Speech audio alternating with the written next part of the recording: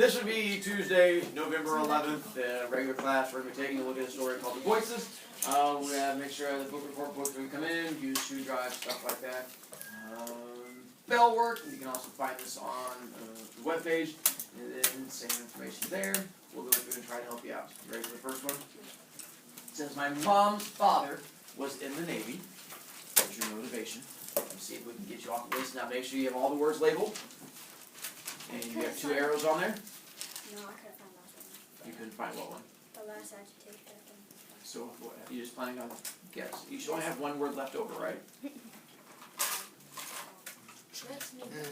You still wanting to volunteer? Yeah. Okay, I wish you the best of luck. Remember, you can't change answers. It goes off whatever your first answer is. Alright. First one. We'll start off with noun. We have 2 nouns. Father in the Navy. Is correct. And correct again. Pronouns? None. Okay, good job. Verbs. Was. Is correct. And adjectives. Mom to father. One more time. Mom to father. Well, so you have moms. Well, father here says noun. Okay, so moms is one. What's your other one?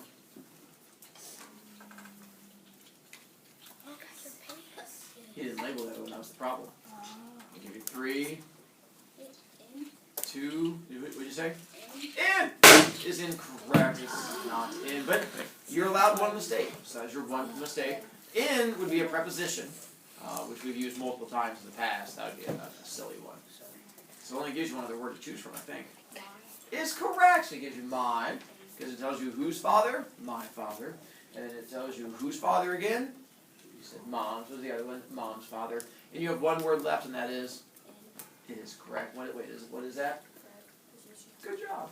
Not done yet. Now you have to label our verbs. Verb, was, action or is correct. And then you have to draw arrows. For my, describes what noun? Moms. Carson, you were so close. I had that. Hang on. I'm going to be nice to you. Ish. What is it that adjectives describe? Okay. So now that take one hand, move it across your face. Good job. So, once again, my modifies what? Nicely done. There's only one answer there. And then mom's modifies? Nicely done. And no adverbs. We can write Carson's name down. And we can cross him off for that one. Good job, buddy. Is Grant not gone yet? Well, I did, but then I quit because I did like 2 words. Okay. So we're going to not quit on this one? No. I wish you luck and you're not quitting. I hope so this time, though. I I'm pretty sure. I said mine, and then you said no, but that's a preposition. My is definitely not a proposition. See? My is silly children. I love all veterans, and I respect them. And we'll go with nouns. Veterans. Is correct. And pronouns. I. Good. All. All is incorrect. All is definitely not a pronoun. That's your one mistake out of the way. Here's your hint. You just gave it to me. I. Good. We have one more. And is also. Come on, man. I quit I know. again. I quit. What's the third pronoun? Them. Them. Damn. He, she, it, them, they. Then going from there, verbs. We have 2 verbs. Briefest.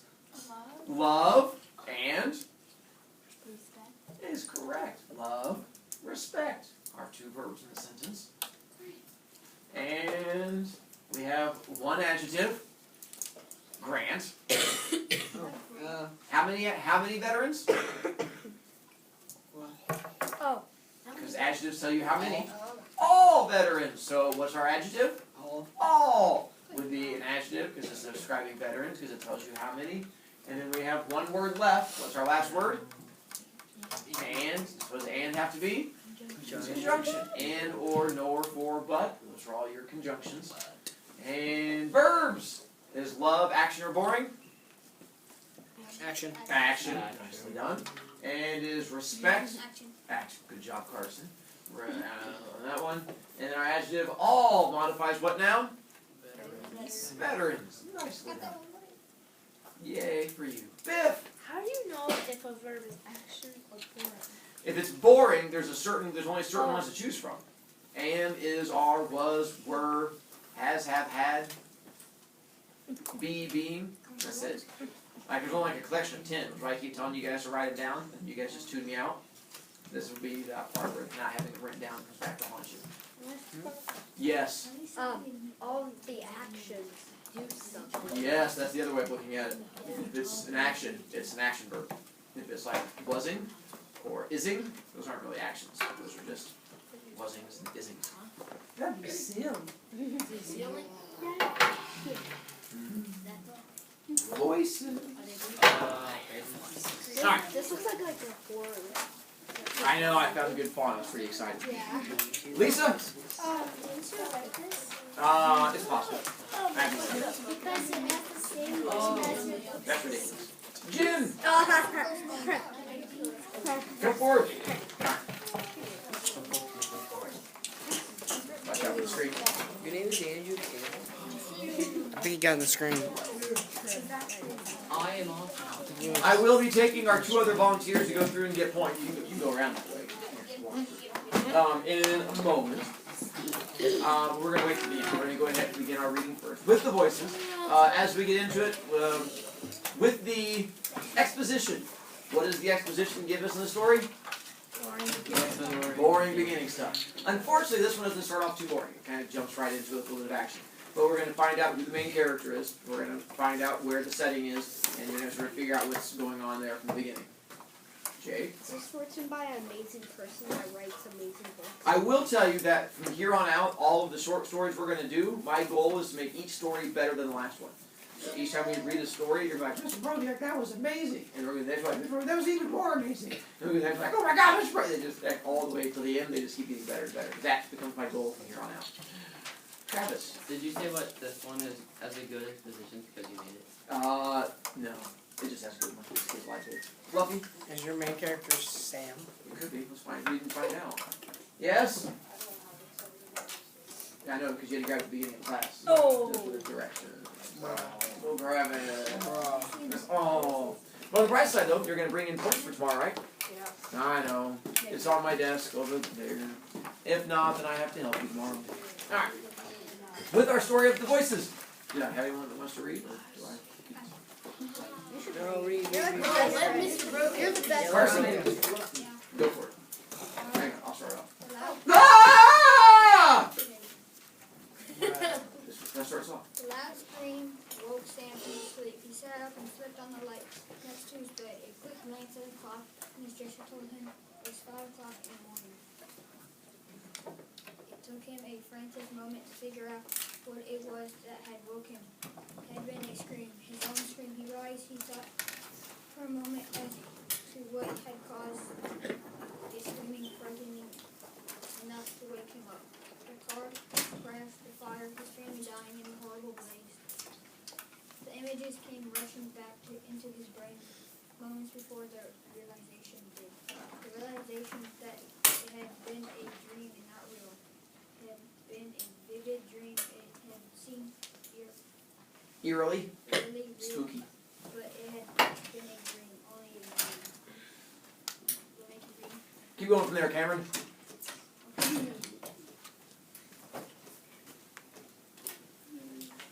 You lay back. He lay back in his bed and concentrated on relaxing. He still had an hour and a half before his alarm would go off for school. He had enough trouble today with his math test and all, so worrying about a bad dream was the last thing he wanted to do. But man, it seemed so real. It had really spooked him.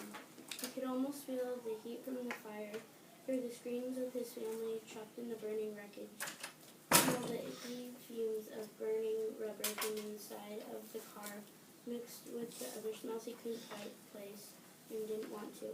A smell that reminded him of summer barbecues for some reason, and he knew he didn't like it. like it. No, he shook his head and tried to clear the disturbing images from his mind. This wasn't helping. He turned off his bedside lamp and rolled over to go to sleep. In the quiet of his house, he could hear his own breathing, the dog, Nevada. snuffling around downstairs, and the creaks of the house in the night. But it was then, at that quiet moment in the middle of the night, he heard the voices for the first time. They were soft and frothy, but they were definitely there, and it scared him so badly that he wished he was dreaming again. Sam, don't leave us. And then another voice, louder and much clearer. Dead! We'll pause there. So we get through the exposition, we find out who our main character is, and who is the main character? Sam. And where is it taking place? In his house. At his house. And when is it taking place? Morning. 5 o'clock in the morning. 5 o'clock in the morning, which for some of you I'm sure is still middle of the night, but for those Not who really. wake up, I woke up at the time. still in the morning. And what is it that woke him up? Screaming. Screaming. And what was the screaming connected to? His dream. His dream. And what was his dream about? Dead. Dead people. Dead. Family died. Yeah, specifically not just dead people, but his family dying in a car crash. And so that was where the bad dream came in, of him dying in a car crash. Then he tries to go back to sleep, and what happens to him then? Then the voices start He screaming. hears voices. And what do the voices say? Die. Dead. Not Dead. die, Don't but leave dead. us. Yeah. And then don't leave us. Cameron. Can we turn the lights off for this story? Not all the way. Don't worry, it gets worse. Before we move on, we have quick guesses as to what we have coming up in the story. Oh, I'm just curious to see if you have thoughts yet. Zach? it's like a vision, but what's it now? Like a premonition, seeing in the future. I can see that. Deja vu. Hazel? I think he's gonna hallucinate. Going, or he already is, or he's going to. Well, he's gonna keep hallucinating, see his parents. Ooh, alright. Isabel? Mental illness. So he's just loony? Yeah. Okay. Connor? I think that it's opposite. So like when he was in that fire stuff, he wasn't in a dream, but now he's in a dream. Ooh, switchy poo. I like the old switchy poo. Jake? He's gonna go crazy around town. Just go crazy. And then it's gonna be a well-written story. Well-written story about craziness. Yeah. Con? What? Tape. Can you tape? Yeah, my folder is. Oh, yeah, at the end. Yes. He's gonna he's gonna have this dream more often, and then it's gonna like come true. Let's find out. His eyes hurt. He was sitting in his first period science class and couldn't believe his bad luck. Mrs. Larks was droning on and on in the front of the room, something about cells and membranes, and his eyes kept bursting into flames. Grant? Can I use the restroom? Yeah. Points or pass? Points. Dang, they hide something in the bathroom you guys are going in there to grab? Breaking each other's wills. Well, not actual flames, but it sure felt pretty close. He was just sitting there, trying not to get called on, trying not to think about what a horrible morning he'd had, when all of a sudden his vision went completely white, and he could feel an odd pressure on his eyelids. And then it was gone. Nothing. He could see just fine without a problem.